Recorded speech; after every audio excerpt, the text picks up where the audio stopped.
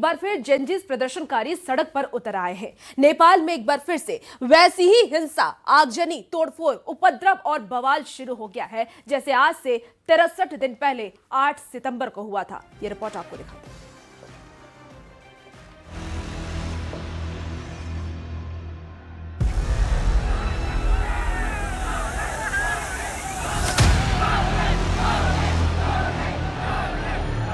नेपाल में एक बार फिर से जेन जी भड़क गई है। नेपाल में फिर एक बार वैसी ही हिंसा, आगजनी, तोड़फोड़, उपद्रव और बवाल शुरू हो गया है जैसा आज से 63 दिन पहले 8 सितंबर को हुआ था। नेपाल में अब की बार जो हिंसा भड़की है वो राजधानी काठमांडू से 9 घंटे की दूरी पर सिमारा इलाके में हुई है। सिमारा इलाके में पिछले 2 दिन से कर्फ्यू लगाया गया था। उसके बावजूद जेन जी ने सड़कों पर उतरकर हिंसक प्रदर्शन किया। इस हिंसक प्रदर्शन में अब तक आज 10 लोग घायल हो चुके हैं। जब प्रदर्शनकारी कर्फ्यू तोड़कर आगे बढ़ते रहे तो पुलिस ने आंसू गैस के गोले दागे और 2 राउंड हवाई फायरिंग की,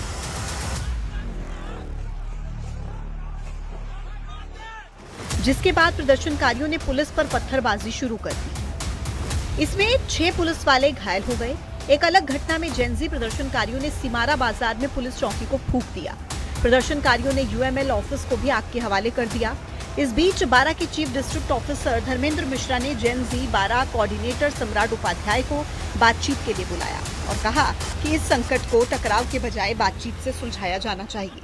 वहीं नेपाल के अंतरिम पीएम ने प्रदर्शनकारियों से शांति की अपील की है।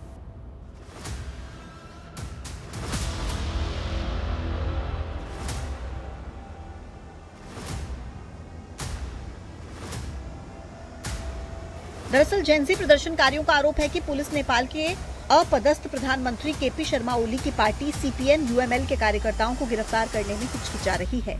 नेपाल के बारा जिले में बुधवार को उस समय तनाव बढ़ गया जब जेनजी युवाओं और ओली की पार्टी सीपीएन यूएमएल के कार्यकर्ताओं में झड़प हो गई। इस बार जेनजी का गुस्सा यूएमएल नेता महेश बसनेत के खिलाफ है। इस बार जेनजी का गुस्सा यूएमएल नेता महेश बसनेत के खिलाफ है। उन पर आरोप है कि महेश ने सितंबर में हुए जेनजी आंदोलन के दौरान पूर्व प्रधानमंत्री केपी शर्मा ओली का समर्थन किया था। इसे लेकर इलाके में पहले से ही तनाव का माहौल बना हुआ था। अब की बार आंदोलन के केंद्र में बारा जिला है। बीते दिनों में सिमारा एयरपोर्ट के बाहर विरोध प्रदर्शन देखा गया। नेपाल मीडिया के मुताबिक यूएमएल नेता शंकर पौडेल और महेश बसनेत एक राजनीतिक कार्यक्रम में शामिल होने के लिए बारा जिला आने वाले थे, लेकिन उनके आने की खबर मिलते ही जेनजी समर्थक सड़कों पर उतर आए और सेमरा हवाई अड्डे को घेर लिया, जिसके बाद हालात बिगड़ते देखकर प्रशासन ने कर्फ्यू लागू होने के बाद भी सिमारा एयरपोर्ट की सभी उड़ानें रद्द कर दी। Bureau report, news 18। चलिए बात अब दिल्ली में हुए लाल किला ब्लास्ट की कर लेते हैं। तो देखिए, दिल्ली में लाल किला के पास हुए ब्लास्ट केस में रोज नए खुलासे हो रहे हैं और इस बीच न्यूज़ 18 को फरीदाबाद के फतेहपुर तंगा गांव में अमोनियम नाइट्रेट के जखीरे का एक वीडियो मिला है। जानकारी के मुताबिक ये वही विस्फोटक है जिससे कि लाल किले के सामने भयानक विस्फोट कर आतंकी वारदात को अंजाम दिया गया था। और इससे पहले बीते 10 नवंबर को डॉक्टर मुजम्मिल की निशानदेही पर फरीदाबाद के तांगा गांव में एक किराए के मकान से करीब 2900 किलो अमोनियम नाइट्रेट बरामद किया गया था। अब इसका वीडियो भी देखिए सामने आया है, जो करीब 50 बोरे में भर करके रखा गया था। ये इतना बड़ा जखीरा था कि सुरक्षा एजेंसियों को उसे ले जाने के लिए ट्रक मंगवाना पड़ा। सुरक्षा एजेंसियों के सूत्रों के मुताबिक विस्फोटक की इसी जखीरे के कुछ हिस्से से लाल किले के सामने ब्लास्ट को अंजाम दिया गया होगा। इस समय न्यूज़ 18 इंडिया की टीम पहुंची है फतेहपुर तगा के उस गांव में जहां पर काफ़ी भारी मात्रा में अमोनियम नाइट्रेट की बरामदगी हुई थी, विस्फोटक बरामद हुआ था।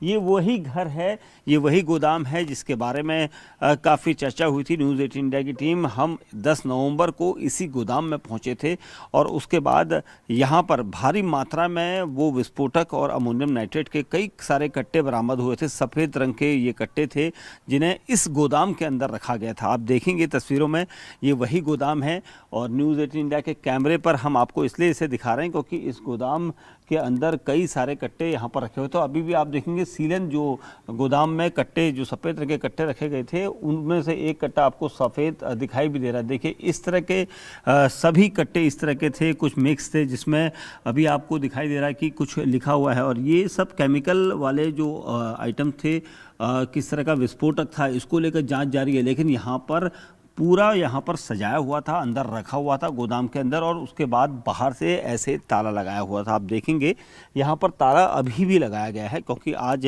इस घर को बंद रखा गया है, कोई यहाँ पर है नहीं। लेकिन गोदाम, क्योंकि ये घर में जो लोग रहते थे वो यहाँ पर है नहीं, लेकिन ये गोदाम जो है ये बंद किया गया है, ताला लगाया गया है। और इस गोदाम के अंदर तकरीबन कई सारे जो सफ़ेद रंग के कट्टे, जिन्हें छोटा कहा जाता है, 25 किलो के आसपास एक कट्टे में वजन होता है, और ऐसे तकरीबन 40-50 कट्टे यहाँ पर मिले थे। और उसके बाद पुलिस की टीमों ने इसी जगह से बरामदगी की थी क्योंकि J&K पुलिस को जब पता चला था कि डॉक्टर मुजम्मिल और उसके साथ के जो लोग हैं वो एक बड़ा जैश का पूरा नेटवर्क को ऑपरेट कर रहे हैं, इस मॉड्यूल को ऑपरेट कर रहे हैं, और इसीलिए एक ऐसा घर तलाशा गया जो गांव के बीचों बीच होगा। देखिए पूरे यहाँ पर आप गांव देखेंगे, ये खेत हैं, खेतों के बीच में ये घर बना हुआ है, किसी मौलाना का ये घर है जो इमाम भी हैं। और उसके बाद उनसे पूछताछ भी की गई, उनकी गिरफ्तारी भी की गई क्योंकि इस घर को बाकायदा यहाँ पर किराए के लिए रखा गया था। जिसने भी ये रखा था ये बताया जा रहा है कि इसका जो ओनर है वो मेवात से लिंक करता है, क्या वो मेवात में रहता है या मेवात आता जाता है। और यहाँ पर उसने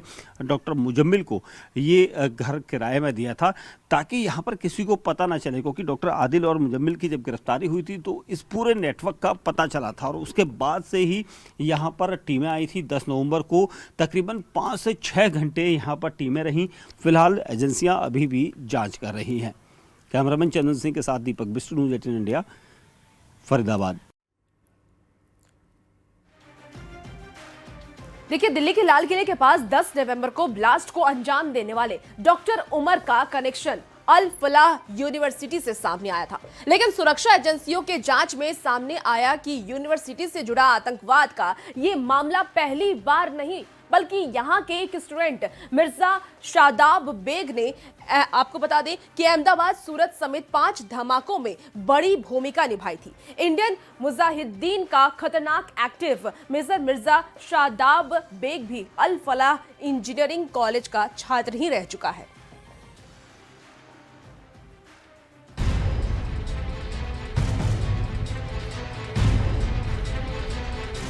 अल फलाह यूनिवर्सिटी का एक और आतंकी कनेक्शन। देश में कई ब्लास्ट करने वाला भी अल फलाह का स्टूडेंट। डॉक्टर उमर नबी के बाद अब आतंकी मिर्जा शादाब बेग का नाम। हरियाणा के फरीदाबाद की अल फलाह यूनिवर्सिटी ये वही जगह है जहां दिल्ली ब्लास्ट के आरोपियों का कनेक्शन है। अब इस अल फलाह यूनिवर्सिटी का एक और आतंकवादी से रिश्ता सामने आया है। इंटेलिजेंस एजेंसियों के सूत्रों के मुताबिक इंडियन मुजाहिदीन का एक्टिव मेंबर मिर्जा शादाब बेग भी अल फलाह इंजीनियरिंग कॉलेज का ही छात्र रह चुका है। फरीदाबाद में अल फलाह कॉलेज की शुरुआत Al Falah school of engineering and technology के रूप में हुई थी।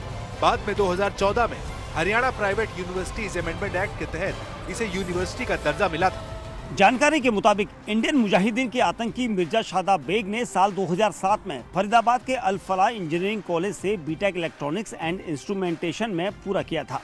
उसके बाद अहमदाबाद में हुए सीरियल बम धमाकों में वो शामिल पाया गया था। यानी पढ़ाई के दौरान ही आतंकी मिर्जा शादाब बेग हमलों की प्लानिंग कर रहा था। ये आतंकी पिछले कई सालों से फरार है और सूत्रों के मुताबिक इसकी आखिरी लोकेशन 2019 में अफगानिस्तान में मिली थी। फरीदाबाद की अल फलाह यूनिवर्सिटी का आतंकी कनेक्शन डॉक्टर उमर नबी और डॉक्टर शकील मुजम्मिल से जुड़ा है, जिनके ऊपर 10 नवंबर को लाल किले के सामने ब्लास्ट कर कई लोगों की जान लेने का आरोप। अब देश में 5 जगहों पर ब्लास्ट कराने के आरोपी मिर्जा शादाब बेग का नाम इस यूनिवर्सिटी से जुड़ने से जांच एजेंसियां और चौकन्नी हो गई हैं। मिर्जा शादाब बेग यूपी के आजमगढ़ का रहने वाला है। एजेंसियों के दावे के मुताबिक शादाब बेग पर देश के अलग अलग हिस्सों में 5 धमाके करने का आरोप। मिर्जा शादाब बेग दिल्ली, जयपुर, अहमदाबाद और गोरखपुर के धमाकों में शामिल रहा था। इन धमाकों के बाद आतंकी मिर्जा शादाब बेग पर 1 लाख रुपए का इनाम घोषित किया गया था। इंटेलिजेंस एजेंसियों के मुताबिक मिर्जा शादाब बेग इंडियन मुजाहिदीन का एक खतरनाक मेंबर रहा है। इंटेलिजेंस एजेंसियों के मुताबिक 2008 में हुए जयपुर में विस्फोटों को अंजाम देने के लिए मिर्जा शादाब बेग ही विस्फोटक इकट्ठा करने के लिए कर्नाटक के उडुपी गया था। उडुपी में रियाज भटकल और यासीन भटकल को मिर्जा शादाब बेग ने बड़ी संख्या में डेटोनेटर और बेयरिंग दिया, जिसका इस्तेमाल आईईडी तैयार करने में किया गया। कहा यह भी जाता है कि इंस्ट्रूमेंटेशन इंजीनियरिंग की पढ़ाई करने के चलते मिर्जा शादाब बेग बम बनाने की इंजीनियरिंग से अच्छी तरह वाकिफ था। यही नहीं, 2008 में ही गुजरात के अहमदाबाद में हुए ब्लास्ट में भी आतंकी मिर्जा बेग शामिल था। अहमदाबाद धमाके से 15 दिन पहले वो अहमदाबाद पहुंचा था और पूरे शहर की रेकी की थी। इससे पहले साल 2007 में गोरखपुर में हुए बम धमाकों में भी मिर्जा शादाब बेग का नाम सामने आया था। गोरखपुर में हुए धमाकों में 6 लोग घायल हुए थे, जिसके बाद इंडियन मुजाहिदीन से नाम जुड़ने के बाद मिर्जा शादाब बेग की संपत्ति कुर्क कर ली गई थी। आतंकी मिर्जा शादाब बेग नए लड़कों को भर्ती करने के लिए रेडिकलाइज करने में भी माहिर था। अब इसका नाम अल फलाह यूनिवर्सिटी से जुड़ा है, तो जांच एजेंसियां दिल्ली ब्लास्ट के आरोपियों से इसके कनेक्शन की पड़ताल में जुट गई हैं।